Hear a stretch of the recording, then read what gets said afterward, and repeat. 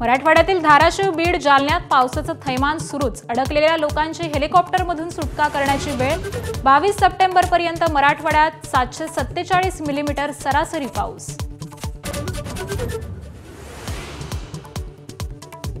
मराठवाड्यातली धरणं भरली तुडुंब। जायकवाडीचे 27 तर माजलगावचे 11 दरवाजे उघडले।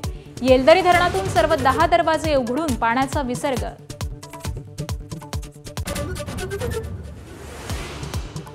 बीड जिल्ह्यात पावसाचा हाहाकार। माजलगावच्या सांडस चिंचोलीतल्या नुकत्याच प्रसूत झालेल्या मायलेकरांना एनडीआरएफनं वाचवलं। बिंदुसारा नदीला अभूतपूर्व महापूर।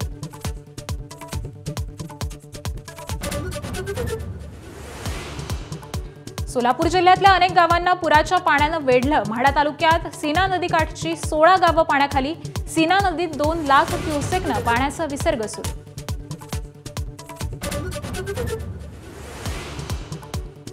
मुसळधार पावसानं मराठवाड्याला झोडपलं। धाराशिव, बीड आणि उत्तर सोलापुरातील शाळांना आज सुट्टी।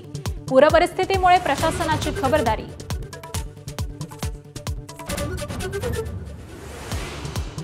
राज्य मंत्रिमंडळाची आज बैठक। मराठवाड्यासह इतर भागात पावसामुळे झालेल्या नुकसानीचा आढावा घेणार। सरकार ओला दुष्काळ जाहीर करणार का याची उत्कंठा।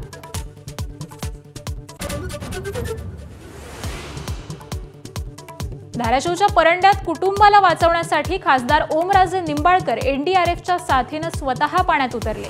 तर आजारी असतानाही हाताची सलाईन काढून जयकुमार गोरेंकडून सांगोल्यात पाहणी। मुंबई जिल्हा नियोजन समितीची आज बैठक। उपमुख्यमंत्री एकनाथ शिंदे आणि आमदार आदित्य ठाकरे पुन्हा आमने सामने येण्याची शक्यता।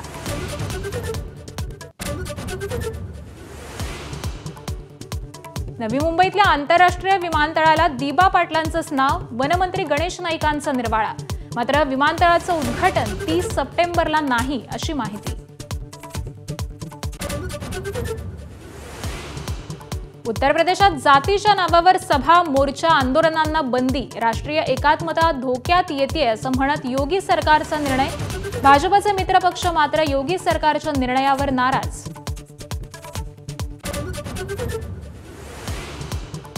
जीएसटी घटल्यानंतर मारुती सुझुकीच्या गाड्यांना विक्रमी मागणी। काल नवरात्रीच्या पहिल्याच दिवशी 30,000 गाड्यांची डिलिव्हरी, तर 80,000 नव्या गाड्यांसाठी नोंदणी।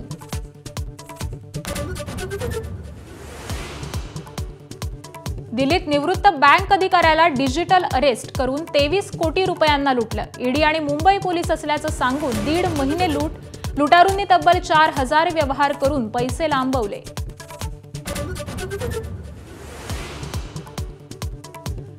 13 वर्षीय अफगाणी मुलाचा चक्क विमानाच्या लँडिंग गिअरमधून लपून प्रवास। काबूलहून थेट दिल्लीत पोहोचला। विमानाच्या तपासणी दरम्यान धक्कादायक प्रकार उघडकीस।